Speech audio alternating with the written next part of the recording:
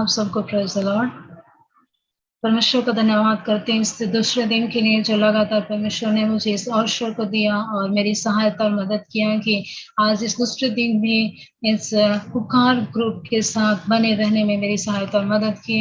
मैं एक बार फिर से धन्यवाद करना चाहूँगी पास्टर जेम्स जी के लिए और उनकी पूरी टीम के लिए जिन्होंने फिर से दूसरे दिन लगातार मुझे अपने इस ग्रुप में आने का, बने रहने का अवसर दिए। और साथ ही साथ धन्यवाद करना चाहूँगी पास्टर डेविड बाग जी का, जिनके थ्रू ये इस ग्रुप से पहचान हुई और मुझे कंटिन्यू इसमें अभी भी सहायता किए बने रहने के लिए। इसके लिए मैं आप सभी का हृदय से धन्यवाद करती हूँ और परमपिता परमेश्वर का महान नाम को उठाते हैं। आइए हम वचन में जाएंगे और वचन में जाने से पहले हम देखेंगे कल के विषय में। कल जो हमने देखा था, अब हम सभी जानते हैं कि कल का विषय जो था उसके अनुसार the fountain of the living water. आज हम दूसरा दिन उससे रिलेटेड हम और भी बातों को सीखने जा रहे हैं। हालेलुया। कल का जो वचन था वो लिया गया था यिर्मयाह नबी की पुस्तक, उसका दूसरा अध्याय, उसका 13वां पद। हालेलुया। यिर्मयाह नबी की पुस्तक, उसका दूसरा अध्याय, उसका 13वां पद। उसमें हमने पढ़ा था कि किस प्रकार से इस्राएलियों ने परमेश्वर के साथ दो बुराइयां की, अर्थात वो परमेश्वर अपने दास यिर्मयाह से कहता है कि मेरी प्रजा ने मुझसे दो बुराइयां की, मुझ बहते जल के सोतों को त्याग दिया और अपना हौद बना लिए। हालेलुया। आज हम देखेंगे जब इस इस्राएलियों ने दो बुराइयां की और परमेश्वर ने उसे अपने दास को बताया। आज हम इसी में से देखेंगे यिर्मयाह नबी की पुस्तक, उसका 17 अध्याय, उसका 13वां पद। यिर्मयाह नबी की पुस्तक, उसका 17 अध्याय, उसका 13वां पद। यहाँ इस प्रकार लिखा हुआ है, हे यहोवा, हे इज़राइल के आधार, जितने तुझे छोड़ देते हैं वे सब लज्जित होंगे। जो तुझसे भटक जाते हैं उनका नाम भूमि ही पर लिखे जाएंगे, क्योंकि उन्होंने बहते जल के सोते को त्याग दिया है। हालेलुया। आज का हम मेन टॉप इसके अनुसार हम सीखने जा रहे हैं उन्हीं इजराइलियों के विषय में, जिन्होंने पुराने, जब हम कल के दिन में सीखा था कि उनके दो बुराई की वजह से परमेश्वर किस प्रकार उनसे दुखित हुए थे। आज हम सीखेंगे यहाँ यिर्मयाह नबी के 17 का 13 के अनुसार कि बहते जल के सोते को त्यागने का और परिणाम हम देख सकते हैं यहाँ पर। और हम जानते हैं कि यिर्मयाह जो है एक भविष्यवक्ता है, जो हम कल के दिन में ऑलरेडी उसके बारे में हम सीख चुके हैं, पर फिर भी यहाँ पे परमेश्वर का वचन फिर से यहाँ पर हमें याद दिलाता है। कहता है, हे यहोवा, हे इज़राइल के आधार। यहाँ पर परमेश्वर को इतने गुहार लगा के साथ कहा जा रहा है, हे यहोवा, हे इज़राइल के आधार।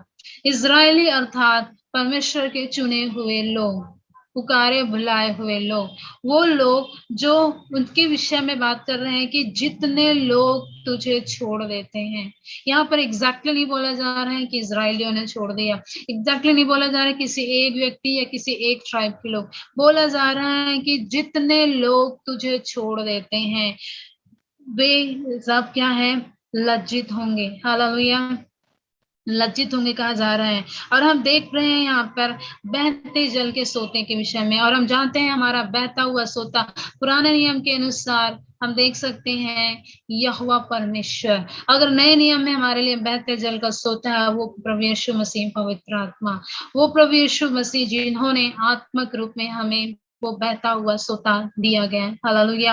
अब हम देखने जा रहे हैं यहाँ पर इस यिर्मयाह के 17 के 13 के अनुसार कि उन लोगों ने बहते जल के सोते को अर्थात आत्मा को क्यों त्यागा, और जब त्याग दिए तो उसके बाद क्या हुआ। हालेलुया। बहते जल की आत्मा को क्यों त्यागा गया था। हालेलुया। हम जानते हैं यहाँ पर वचन इस प्रकार से हमें बता रहा है कि जितने लोग छोड़ दे रहे हैं वे सब लज्जित होंगे। अर्थात जितने लोग यहोवा को छोड़ दे रहे हैं वे सभी, बाइबल बोल रही है कि वे लज्जित होंगे। किसने यहोवा को छोड़ दिया था? यदि हम एक एग्जांपल देखना चाहेंगे हम पुराने नियम से, यहाँ हमें सिमसोन को हम देख सकते हैं। सिमसोन जो है उसके विषय में देखेंगे तो वो एक लज्जित का कारण हुआ। वो परमेश्वर का चुना हुआ था, लेकिन अपने नाज़ीर ठहराए जाने को उसने तुच्छ जाना। और कैसे रीति से तुच्छ जाना? उसने दलीला के साथ उसके प्रेम में पड़कर उसने अपने नाज़ीर ठहरने के रहस्य को बताया, और बताने की वजह से वो लज्जा का कारण ठहरा। हम देख सकते हैं इसे न्यायों की पुस्तक उसका 16 अध्याय 25 से 31 पद में बताया गया है कि किस प्रकार से सिमसोन को जो है दलीला जो है झूठ बोलकर उसे अपने हाथों में अपने लोगों के थ्रू वो पकड़वाती हैं, और पकड़ने के बाद उसे किस बंधक में बनाकर रखा जाता है। और जब रखा जाता है तो जब उसके बाल को जो बचपन से नाज़ीर होने के लिए कहा गया था उसके सिर पर छुरा नहीं चलेगा, और वो बता देता है। बताने के बाद जब उसके बाल को काटे जाते हैं तो अर्थात उसके सिर पर जब छुरा चलाया जाता है तब बाइबल बताती है कि उसके सारे बल अर्थात परमेश्वर का आत्मा उसके ऊपर से हट जाता है। अर्थात वो बहता हुआ आत्मा जो उसे दिया गया था, जो उसके अंदर से बल के रूप में बहता था, वो परमेश्वर का आत्मा जिसके द्वारा वो उस बल का उपयोग कर गए, हालेलुया, वो जयवंत हुआ करता था। लेकिन हम देख रहे हैं यहाँ पर बाइबल बता रही है कि उसने उस रहस्य को बताने के द्वारा वो लज्जा का कारण ठहर गया। जब उसने बताया तो सारे फलिस्ती लोग, सारे सरदार लोग, बाइबल बताती लगभग 3000 के लोग जिसमें स्त्री पुरुष सभी लोग थे, वो जो है अपने दागोन देवता के बलिदान चढ़ाने के लिए सिमसोन को बांध कर रखे थे। और बड़ी वो लोग आनंद मना रहे थे कि हमारे दागोन देवता ने हमारे विरोध में लड़ने वाले सिमसोन को हमारे हाथों कर दिया है। और जब ऐसा हो रहा था तो उसके सरदार कहने लगे कि सिमसोन को हमारे मध्य में लाया जाए ताकि वे हमारे लिए तमाशा करे। हालेलुया।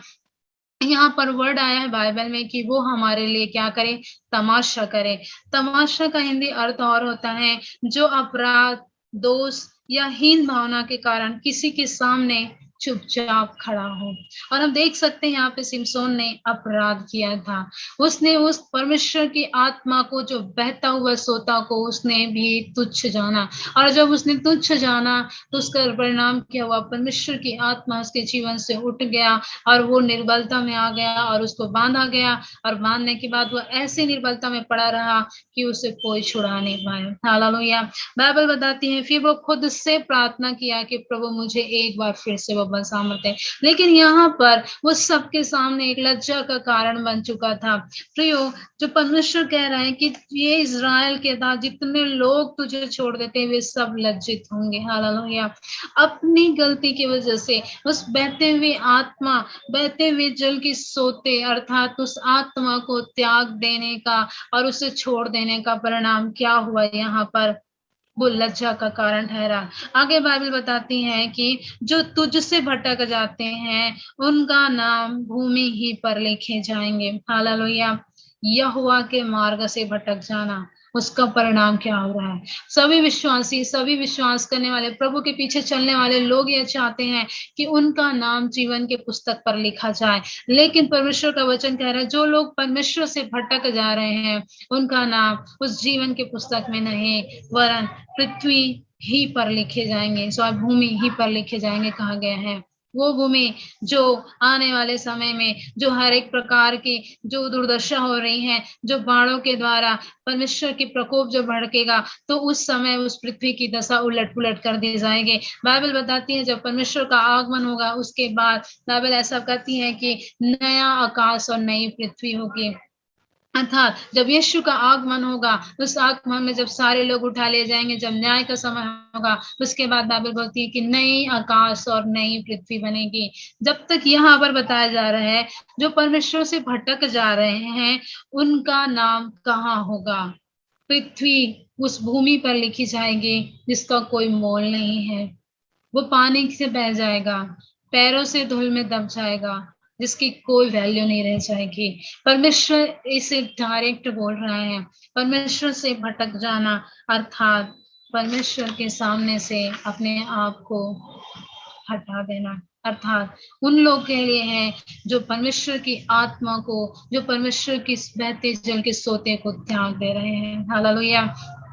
इज़राइली जब परमेश्वर को त्याग दिए, उनका परिणाम हम देख पाए हैं।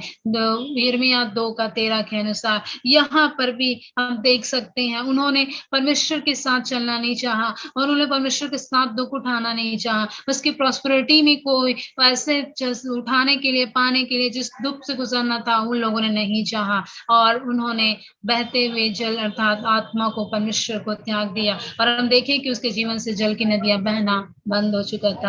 यहाँ हम इस वचन के द्वारा सीखेंगे कि हमारे जीवन से कैसे आत्मा, उस बहते हुए जल, बहती हुई आत्मा हमारे जीवन में कैसे बने रहेंगे। इस वचन के द्वारा इस जल की सोता और आत्मा हमारे जीवन में कैसे बने रहेगा। हमने पहले ही समझ चुका है कि जो तुच्छ जहाँ छोड़े जाते हैं और जो भटक जाते हैं, उसका परिणाम इस बाइबल में ही, इस यिर्मयाह नबी की पुस्तक 17:13 में क्लियरली परमेश्वर हमसे बातें कर रहे हैं। हालेलुया।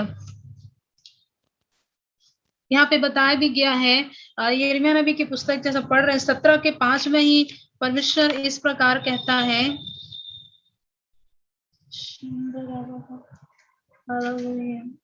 यिर्मयाह नबी की पुस्तक उसके 17:5 में इस प्रकार से लिखा हुआ है कि जो यहोवा यो कहता है कि श्रापित है वह पुरुष जो मनुष्य पर भरोसा रखता है और उसका सहारा लेता है, जिसका मन यहोवा से भटक जाता है। हालेलुया।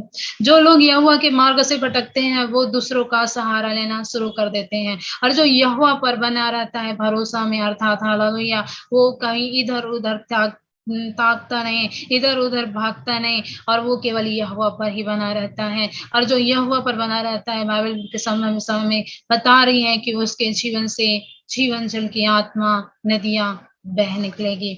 हालेलुया। यदि हम देखते हैं यूहन्ना रचित सुसमाचार को उसका 14:6 में भी यीशु मसीह कहता है, मार्ग और सत्य जीवन मैं ही हूँ, क्योंकि कोई मेरे बिना पिता के पास नहीं पहुंच सकता। वो मार्ग बता रहा है जहां हम उसके द्वारा होकर उसी स्वर्ग में जा सकते, जहां सब लोग चाहते हैं कि उनका नाम जीवन की पुस्तक में हो। हालेलुया। लेकिन यहाँ पर यदि कोई मार्ग से भटक जा रहे हैं तो वो पिता के पास नहीं पहुंच सकता, अर्थात वो स्वर्ग है जहां पर हमें जाना है, वो मार्ग से हमें भटकना नहीं है। हालेलुया। और ये सब किसके साथ हो सकता है? उसी के साथ जो बहते जल के सोते अर्थात आत्मा को जो तुच्छ जानेगा, जो त्याग देगा, उनके लिए है। और हम इस में पढ़ रहे हैं कि इज़राइली लोग कैसे बहते हुए जल के सोते आत्मा को तुच्छ जाना और तुच्छ जानने की वजह से उन्होंने अपने ही सोच की वजह से हौद बनाया जो टूटा हुआ था, जहां से पानी बहता था। और यहाँ पर भी परमेश्वर वही गलती को और जो हट जाएंगे साथ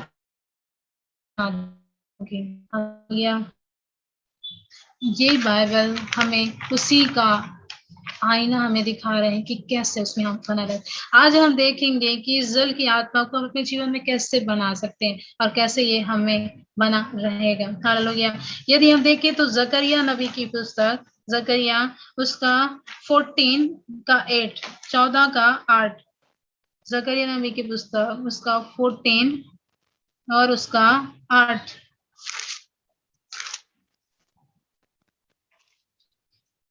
यहाँ इस प्रकार लिखा हुआ है, उस समय यरूशलेम से बहता हुआ जल फूट निकलेगा, उसकी एक शाखा पूरब के ताल और दूसरी पश्चिम के समुद्र की ओर बहेगी और धूप के दिनों में और जाड़े के दिनों में भी बराबर बहती रहेंगी। हालेलुया। परमेश्वर यहाँ पर इस वचन के द्वारा क्या कह रहे हैं?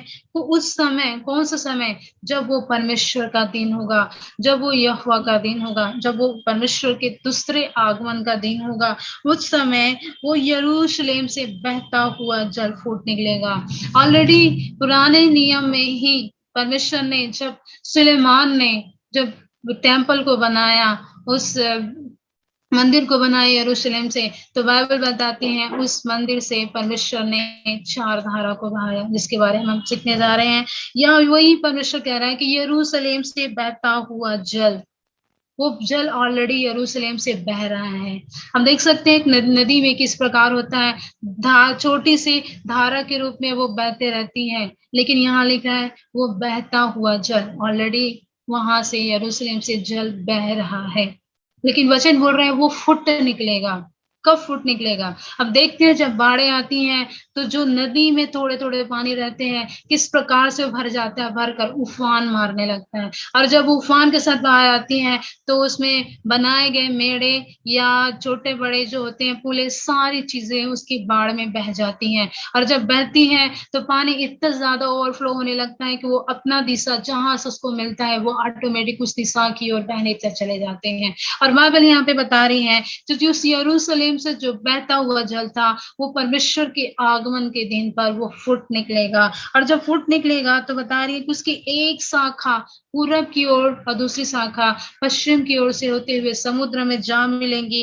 और जहां पर मिलने के बाद चाहे वो धूप के दिन हो चाहे किसी प्रकार के वो जाड़े के दिन क्यों ना हो, वो बराबर बहती रहेंगी। हालेलुया। क्यों परमेश्वर यहाँ पर पूरब और पश्चिम के विषय में ही कहा है, उत्तर दक्षिण के विषय में भी कह सकता था, लेकिन परमेश्वर ने यहाँ पूरब से कहा क्योंकि यरूशलेम का मंदिर पूर्व में ही बना है और उसके यरूशलेम का जो दरवाजा भी पूर्व दिशा की ओर है। और परमेश्वर की जो मंदिर से बहता हुआ जल है वो उस मंदिर में रखा गया वेदी जो दक्षिण दिशा में है, उस दिशा के नीचे भाग से होते हुए वो पूरब की ओर से होकर बह रहा है। और इसीलिए परमेश्वर उस पूरब की ओर से बहने वाले दिशा जो पश्चिम के साथ मिलकर जो एक साथ बहेंगे वो लगातार बहते रहने के विषय में परमेश्वर हमें बता रहे हैं। Hallelujah, hallelujah.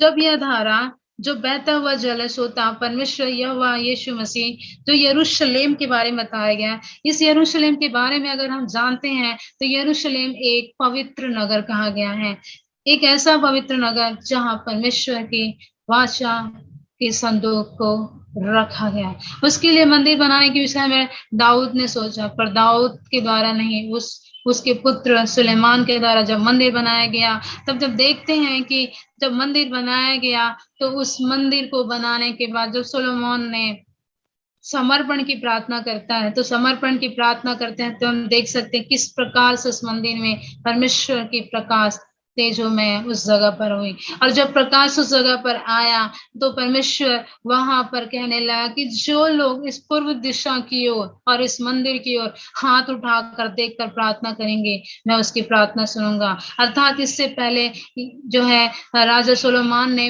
विनती की कि प्रभु जो कोई तेरी मंदिर की ओर देखकर हाथ उठाकर किसी भी बातों के लिए प्रार्थना करे तो उसको सुनना और सुनकर उसको उत्तर देना। और यहोवा ने उसके बदले में उसके साथ वाचा किया कि हाँ मैं ऐसा ही करूंगा। हालेलुया।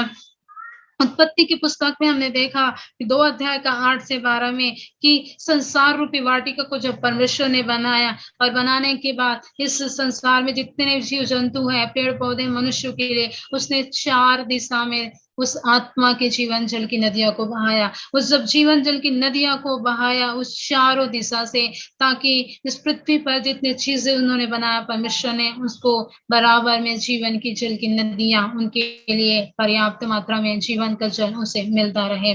लेकिन मिलने के बाद में जब इस्राएलियों को ये सब मिलते गया उसके बाद में उन्होंने उसे अपने समय के अनुसार बढ़ते गए और उसके टेस्टिफाई करने के बाद भी परमेश्वर को तुच्छ जानने लगे, अर्थात वो परमेश्वर को त्यागना प्रारंभ कर दिए। वहां हम पढ़े हैं यिर्मयाह 2:13 में उसने परमेश्वर को त्याग दिया। हालेलुया।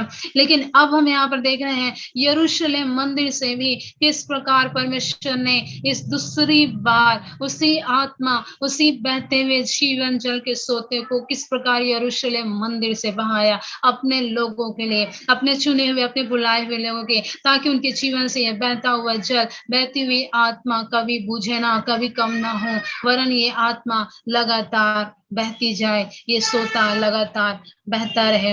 Hallelujah, hallelujah. इसे हम देखेंगे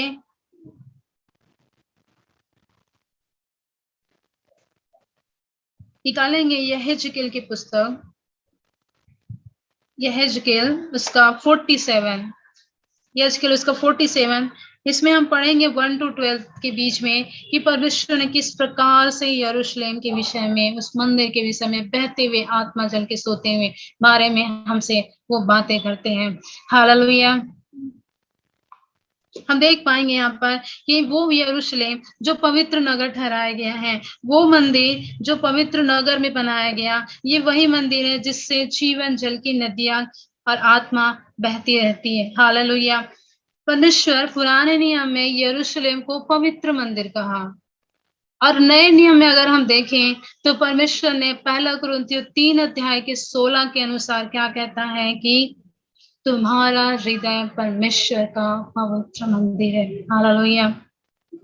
परमेश्वर नए नियम में हमें कह रहा है कि तुम्हारा हृदय परमेश्वर का मंदिर है।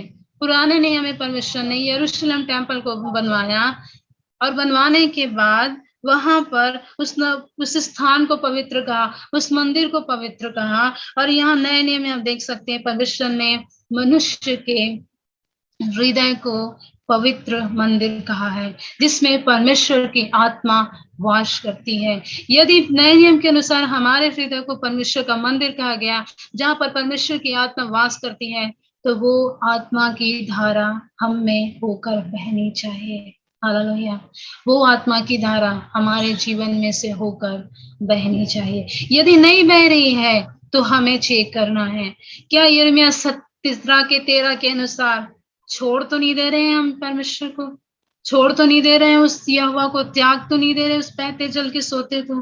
क्या हम उसके मार्ग से तो भटक नहीं जा रहे हैं कि वो जीवन जल की नदियां जो हमारे हृदय को परमेश्वर ने पवित्र मंदिर कहा, जिसमें परमेश्वर की आत्मा रहती है, वो हमसे अलग तो नहीं हो रहा? क्या हम उसको त्याग तो नहीं दे रहे हैं? आज हम इसके विषय में देखने जा रहे हैं। हालेलुया। यहाँ पर बताया गया है कि यरूशलेम पवित्र मंदिर अर्थात हमारा हृदय जो क्या है, एक मंदिर है, परमेश्वर का पवित्र है। और परमेश्वर का आत्मा जो वाचा रूपी, उस वाचा के रूप में, उस वाचा के संदूक में जो परमेश्वर के भवन यरूशलेम में रखा गया था, आज वही वाचा का संदूक परमेश्वर की आत्मा के रूप में हमारे हृदय में डाला गया है। हालेलुया। वो आत्मा जो हमारे हृदय में डाला जा चुका है, जो तेजोमय प्रकाश के साथ बहने की आवश्यकता है। यदि हम इसको और देखेंगे तो देख सकते हैं आप दूसरा इतिहास की पुस्तक 6 अध्याय का 18 से लेकर उसके अंतिम पद 47 तक देख सकते हैं कि जिसके विषय में लिखा गया है कि यरूशलेम के भवन को बनाने के विषय से लेकर उसमें कार्य और बहते हुए कार्यों के विषय में। लेकिन अभी हम देखेंगे यहेजकेल 47 का 1 to 12 में देख पाएंगे कि किस प्रकार से ये आत्मा हमारे जीवन से बह सकती है। हालेलुया। जैसे कि बताया गया है वचन के अनुसार कि यरूशलेम भवन का जो द्वार है वो पूर्व की ओर है, और यरूशलेम की जो भवन की वेदी है वो दक्षिण की ओर है, और उसमें जो बहता हुआ सोता है, हालेलुया, वो दाहिनी ओर से होकर पूरब की ओर बह रही है। दाहिनी ओर से क्यों बह सकती है? वो बाईं ओर से भी बह सकती है। क्यों दाहिनी ओर को ही परमेश्वर ने बताया बाइबल में? अर्थात वो भवन जो स्वर्ग में है, परमेश्वर का भवन, जहां परमेश्वर विराजमान है, उसने अपने प्रिय पुत्र को, यीशु मसीह को अपने दाहिनी ओर बैठाया है। और जब दाहिनी ओर बैठाया है, रे बाबा जब दाहिनी ओर परमेश्वर यीशु मसीह को बैठाया गया है, वहां से यीशु मसीह के द्वारा वो आत्मा का सोता आज उसके लोगों के लिए बह रही है। जो लोग को जानना है और पाना है, उस आत्मा में बने रहने की, और वो दाहिनी ओर बैठा हुआ यीशु मसीह, हालेलुया, उसके अंदर से, उस दाहिनी ओर से होकर परमेश्वर की आत्मा पूर्व की ओर से होकर हम तक आती है, और जिसे हमें पाने की और उस आत्मा में बहने की आवश्यकता है। हालेलुया। हालेलुया। इसे अगर हम देखना चाहेंगे तो यूहन्ना रचित सुसमाचार का 4 अध्याय 4 से हम 10 पद में देख सकते हैं कि वो किस प्रकार से उसमें बहने आत्मा की बहते की प्रोसेस के बारे में बताया गया है। लेकिन हम यहाँ देखेंगे यहेजकेल 47 का पहले हम देखेंगे 3 पद में यहाँ लिखा है कि किस प्रकार से हम परमेश्वर की इस आत्मा में बह सकते हैं। पहला प्रोसेस हम देखेंगे, यहाँ लिखा हुआ है, जब वह पुरुष हाथ में मापने की डोरी लिए हुए पूर्व की ओर निकला, तब उसने भवन से लेकर 1000 हाथ तक उस सोते को मापा और मुझे जल में से चलाया, और जल टखनों तक था।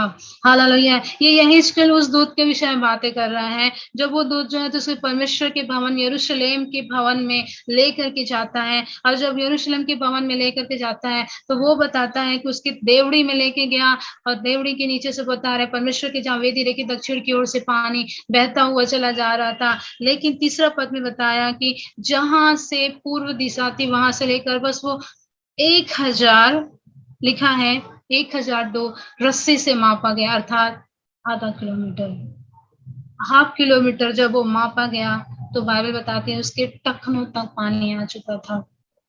सिर्फ आधा किलोमीटर के रास्ते को मापा, और उसके टखनों तक क्या है हम देखते हैं, आत्मा का सोता बहना प्रारंभ हो चुका था। केवल परमेश्वर के भेजे हुए दूत के द्वारा उस यरूशलेम मंदिर से बहते हुए सोते के बारे में जब बताया, और ये जो ये यहेजकेल भविष्यवक्ता है उसके साथ चलना जब प्रारंभ किए तो हम देख सकते हैं यहाँ पर उसके सिर्फ आधा किलोमीटर के रास्ता तय किया, और उसके घुटनों तक वो बहता हुए सोता उसके जीवन से बहने लग गया। Hallelujah, hallelujah. हम देखेंगे उसके दूसरे में, यहाँ लिखा है 47 के 4 में, उसने फिर 1000 हाथ मापा और मुझे उसी जल में से चलाया, और जल जो है घुटनों तक था। फिर और 1000 हाथ मापा और मुझे जल में ले चलाया, और जल कमर तक था। हालेलुया। दूसरी बार उसे चलाया, फिर 1000 रस्सी, हाथ मापा रस्सी से, वो भी हाफ किलोमीटर था।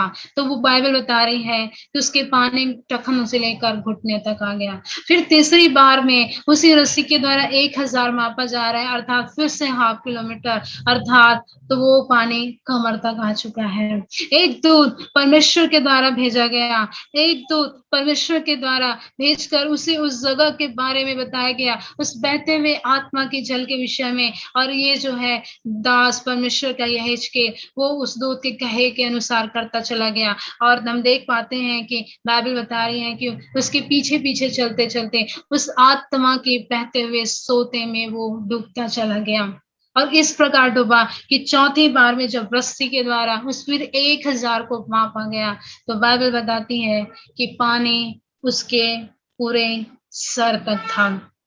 हम पढ़ सकते 5 में लिखा है, तब फिर उसने 1000 हाथ मापे और ऐसी नदी हो गई जिसके पार मैं न जा सका, क्योंकि जल बढ़कर तैरने की योग्य था, अर्थात ऐसी नदी जिसके पार कोई न जा सकता था। हालेलुया। वो नदी, वो आत्मा, वो बहता हुआ सोता जो यरूशलेम मंदिर के पूर्व दिशा से होकर थोड़ा वो बह रहा था, वो बहने वाला सोता हम देख पा रहे हैं इसी यहेजकेल के 47 के 5 में, कैसे वो एक नदी बन चुका है जिसके पास कोई आर पार चल के नहीं जा सकता। यहाँ पर लिखा है वो तैरने लायक हो चुका था। अरे बाबा, हालेलुया। तैरने के लिए वो स्थान होता है जहां पर पानी गहराई में होता है, गहरा भर जाता है, जहां पर लोग जो है पूरे डूब सकते हैं जिसको तैरना नहीं आता। ऐसी जगह में हुए वो यहेजकेल बता रहे हैं कि वो तैरने के लायक हो चुका था। Hallelujah.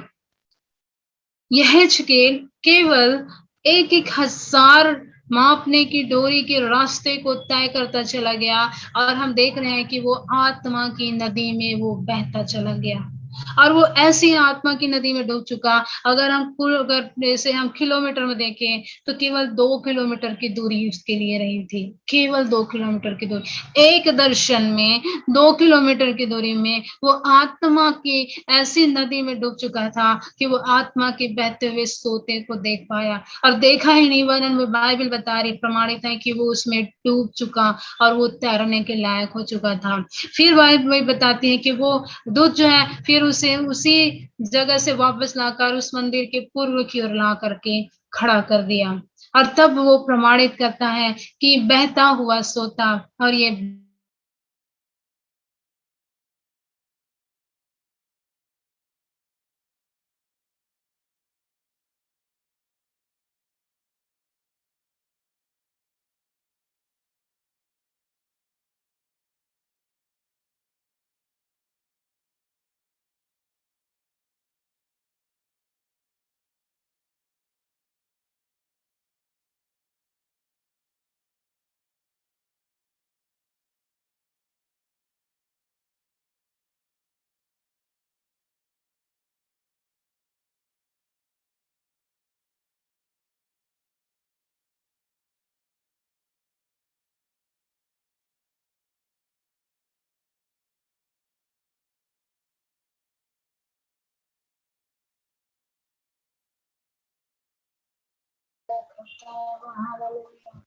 Almighty Jesus, hallelujah. Hallelujah. हम देख रहे थे यहाँ पर कि आत्मा की धारा कैसे कंटिन्यूसली हमारे जीवन से बह पाए। हमने देखा यहेजकेल के जीवन के द्वारा वो कैसे उसके कहने के अनुसार करता चला, उसने भेजने के अनुसार उस बात का इनकार नहीं किया, उसने त्यागा नहीं, वरन वो परमेश्वर के कहने के अनुसार वो करता चला गया, वो करता चला गया और वो आत्मा की नदी से बहना प्रारंभ हो चुका है। हालेलुया।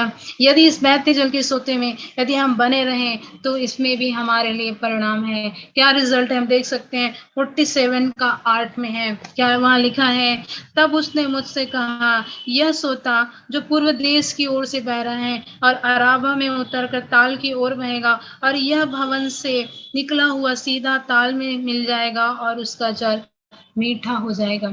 यदि हम आत्मा में बने रहें, यदि हम परमेश्वर को न्याय तागे, उस बहते हुए जल के सोते को न्याय त्यागे, तो हमारे जीवन से वो जल रूपी आत्मा अर्थात वो परमेश्वर की आत्मा हमारे जीवन से बहेंगे। कैसे बहेंगे? अर्थात जो यरूशलेम, जो हमारे हृदय को कहा गया है, उससे निकलता हुआ आत्मा रूपी सोता इस समुद्र रूपी संसार में जा मिलेगा, तो भी हमारा जीवन से बहता हुआ सोता जो है वो मीठा रहेगा। हालेलुया। वो सोता मीठा रहेगा और ऐसा मीठा रहेगा, बाइबल बताती है, जिसमें सब प्रकार के जीव जंतु, सारे पेड़ पौधे, इवन पृथ्वी के लोग जो है उसके निकटता में आकर रहेंगे, बसेंगे और उसमें से जल को पीकर तृप्त होते जाएंगे। हालेलुया। तो हमने ये पहला रिजल्ट देखा कि इस बहते हुए सोते को अगर हम अपने जीवन में रखें और ना त्यागे तो हमारे जीवन में किस प्रकार से ये सोता हमारे लिए बना रहेगा। अर्थात वो यरूशलेम के मंदिर जो हमारे हृदय को नए नियम के अनुसार कहा गया है, हमारे हृदय से निकला हुआ ये आत्मा रूपी सोता इस समुद्र रूपी संसार में भी जब मिलेगा तो भी हमारे अंदर से बहता हुआ सोता अर्थात परमेश्वर की आत्मा की नदी जो है जल मीठा रहेगा और वो ऐसा मीठा जिससे सभी लोग पीकर या रहकर उसमें तृप्त हो जाएंगे। हालेलुया। अब दूसरा देखेंगे, ये 47 का ही 9 में लिखा है, और जहाँ जहाँ यह नदी बहे और वहाँ वहाँ सब प्रकार के बहुत अंडे देने वाले जीव जंतु जिएंगे और मछलियां भी बहुत हो जाएंगी, क्योंकि इस सोते का जल वहाँ पहुंचा है और ताल का जल मीठा हो जाएगा और जहाँ कहीं यह नदी पहुंचेंगी वहाँ सब जंतु जिएंगे। हालेलुया। देखिए कितनी सुंदर बातें परमेश्वर कह रहा है। जहां जहां ये नदी बहेंगे, ये आत्मा जहां जहां बहेंगे हमारे जीवन से, जब ये आत्मा, ये बहता हुआ सोता जब हमारे जीवन से आत्मा बहेंगी, बाइबल बता रही है, वहां सब प्रकार के जीव जंतु, सब प्रकार की मछलियां अर्थात विश्वासी, सब प्रकार के लोग जो है वहां पहुंचेंगे और पहुंचेंगे भी तो जब पिएंगे तो वो जल उनके लिए मीठा होगा। और मीठा ही नहीं, वो बताया जा रहा है कि वो लोग वहां रहकर उसके पास में उसमें रहकर जिएंगे भी लिखा है। हालेलुया। एक बहता हुआ सोता अर्थात बहता हुआ आत्मा हमारे लिए कितनी बड़ी आशीष का कारण ठहरा। हमारे अंदर से बहता हुआ सोता अर्थात पवित्र आत्मा, वो आत्मा लोगों के लिए नहीं, केवल लोगों के लिए ही नहीं, उस पेड़ पौधे इवन जीव जंतु के लिए भी वो फलवंत आशीष का कारण ठहरा। हालेलुया। तो क्या ऐसे आत्मा को आज हम क्या कर सकते हैं? बहुत सारे लोग हैं, जहां जहां कठिनाइयां आती है, मुसीबतें आती है, परिस्थितियां आती है, पीछे हटना प्रारंभ कर देते हैं। मुश्किलें आती हैं, बहते हुए जल के सोते को त्यागना देते हैं और जहां उनको लाभ मिले या उनकी इच्छा के अनुसार हो, काम हो, वहां लोग ढलते चले जा रहे हैं। आज हमें इस बहते हुए सोते में बहने की आवश्यकता है। यदि हम इस बहते हुए सोते में बने रहें और आत्मा को, उस बहते हुए आत्मा को न्याय तागे, जिस प्रकार यहेजकेल उस 4 बार उसको फॉलो करने की वजह से, परमेश्वर के कहने के अनुसार करने की वजह से वो आत्मा की नदी में डूब चुका, इवन वो तैर रहा था। आज हमें ये सोचने की आवश्यकता है कि हमें उसे क्या आधा किलोमीटर चलना है कि परमेश्वर के पीछे जहां तक वो ले जाए, जिससे हम आत्मा में डूब सके, जिसमें हम आत्मा के सोते में हम तैर सके, वहां तक हमें जाना है। ये निर्णय भी हमारा है। हालेलुया। यदि हम तीसरी आशीष इसमें देखेंगे तो यहाँ और लिखा है 3:47 में कि ताल के तीर पर मछुए खड़े रहेंगे और एन गदी से लेकर एनगलन तक वे जाल फैलाए जाएंगे और उन्हें महासागर की सी भांति भांति की अनगिनत मछलियां मिलेंगे। यही आत्मा के सोते के पास सब प्रकार की मछलियां अर्थात हर एक प्रकार की आत्मा लोगों को मिलेंगी यदि हम हैं उस आत्मा में डूबे हुए। उस आत्मा जो जीवन जल की नदियां, जो जीवन की आत्मा हमारे जीवन से होकर बहेंगी, तो जो है सब लोगों को हमारे अंदर, हमारे द्वारा दूसरों को भी हालेलुया सब प्रकार की आशीषें हमारे जीवन से दिखेंगी। केवल एक नहीं, दो नहीं, सब प्रकार की आशीषें। हालेलुया। हमारे आसपास के जो स्थान है या जो संसार है, चाहे कितने भी दलदल रहे, कितने भी गड्ढे कीचड़ में क्यों न रहे, लेकिन यदि हमारे जीवन के अंदर से वो आत्मा जो है परमेश्वर के सोता बहेंगे हमारे जीवन से, तो कैसी भी परिस्थिति में रहे हमारे जीवन से वो मीठा सोता बहता ही रहेगा। Hallelujah, hallelujah. और बाइबल यहाँ बताती है, लास्ट पद में यह लिखा है, और नदी के दोनों तीरों पर भांति भांति के खाने योग्य फलदायी वृक्ष उपजेंगे, जिनके पत्ते न मुरझाएंगे और उनका फलना भी कभी बंद ना होगा, क्योंकि नदी का जल पवित्र स्थान से निकलता है। उनमें महीने महीने नए नए फल लगेंगे, उनके फल तो खाने के हैं और पत्ते औषधि के काम आएंगे। अंतिम आशीष वचन हमारे लिए परमेश्वर ने दिए। यदि उस आत्मा को हम अपने अंदर बहने देते हैं, तो वो आशीष, वो बहता हुआ आत्मा का सोता का आशीष हम इस 47 के 12वें में भी देख सकते हैं। क्या किया है? नदी के दोनों तीरों पर, अर्थात हमारे हृदय की जो नदियां हैं उसके दोनों तीरों पर, अर्थात चाहे हमारे आसपास के कितने भी प्रकार के लोग क्यों ना हो, सब जो है हमारे जीवन से उस फल को, जो परमेश्वर की आत्मा का फल है, लगेंगे, उस फल में के द्वारा आशीषित होंगे। और ऐसा फल परमेश्वर दे रहा है, और ऐसा फल देने के लिए कह रहा है परमेश्वर इसमें, जो फल जो कभी ना खराब नहीं होंगे, और ऐसा पौधा, ऐसा फलदायी वृक्ष हमें बनाने के लिए कर रहे हैं, जिसके द्वारा, जिसके पत्ते ना कभी मुरझाएंगे और ना ही तो उसके पत्ते कहीं खराब होंगे, परंतु परमेश्वर कहता है उसमें हर महीने दर महीने फल लगेंगे, और ऐसा फल जो सिर्फ खाने के योग्य है, और ऐसी पत्तियां जो जीवन की पत्तियां हरी भरी रहेंगी, जिसके द्वारा औषधि अर्थात दूसरों के लिए आशीष का, छंगाई का और छुटकारे का कारण बन सकती है। हालेलुया। आज हम देख सकते हैं नए नियम के अनुसार में यीशु मसीह ने कहा, हम उस सामरी स्त्री के बारे में यूहन्ना 4 में जो दिया गया है, हम वहां पढ़ सकते हैं कि यीशु मसीह उस सामरी स्त्री के पास खुद आया और आकर उसे अपने अंदर के जीवन की आत्मा को देने के विषय में कहने लग गया, उस जीवन जल के बारे में कहने लग गया कि यदि जो मैं तुझसे पानी मांग रहा हूं, यदि तू जानती कि जीवन की आत्मा जिसके पास है, तो तू खुद मांगती जीवन की आत्मा को। लेकिन वो सामरी स्त्री उस वक्त नहीं जानती थी, क्योंकि उसके पास वो आत्मा नहीं था उसके पास। लेकिन जब वो जान चुकी कि ये वो यीशु नासरी है जो जीवन और जल, अर्थात केवल पीने की पानी नहीं, वो आत्मा, जो जीवन का आत्मा जो हमारे लिए आवश्यक है, उसके विषय में बातें कर रहे हैं। और वो बात जब जान चुके, तब वो उसी घड़ी मान गए, और उस इलाके में, उस शहर में, उस नगर में, उस स्त्री के द्वारा यीशु मसीह के विषय में, उसके जीवन जल के बारे में वो वहां पर प्रचार करती है। हालेलुया। आज हमें ये देखने और जानने और समझने की आवश्यकता है। यिर्मयाह हमने 17 के 13 में पढ़ा कि जो परमेश्वर को छोड़ देते हैं वो लज्जा का कारण ठहरते हैं, जो उसके मार्ग से भटक जाते हैं उनका नाम स्वर्ग के पुस्तक से हटा करके भूमि पर लिखी जाएगी।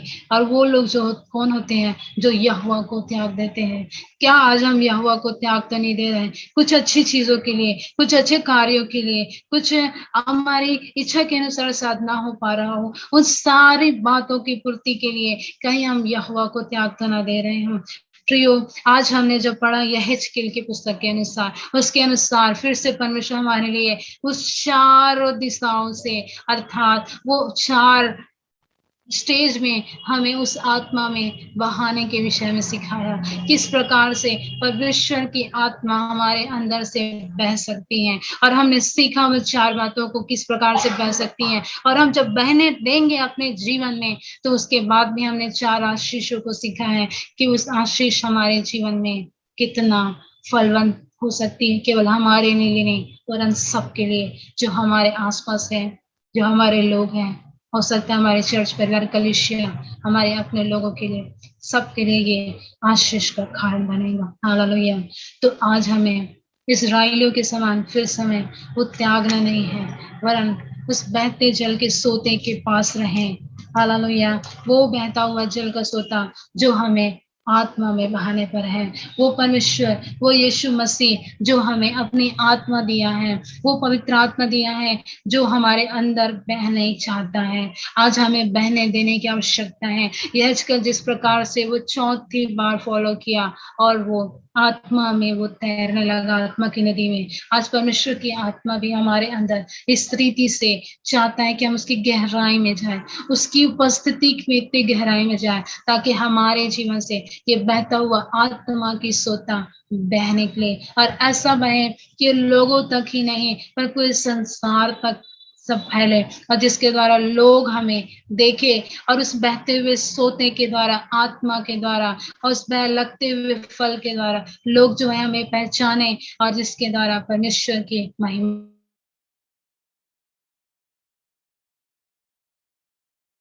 इस समय के लिए जो दूसरे दिन भी इस समय हालेलुया परमेश्वर ने सहायता और मदद किया है। मैं धन्यवाद देती हूँ फिर से इस ग्रुप के लिए, सभी लोगों के लिए जो परमेश्वर की ओर से मुझे इस अवसर को दिया। परमेश्वर इस छोटे से वचन के द्वारा हम सबको आशीषित करें। आप सबको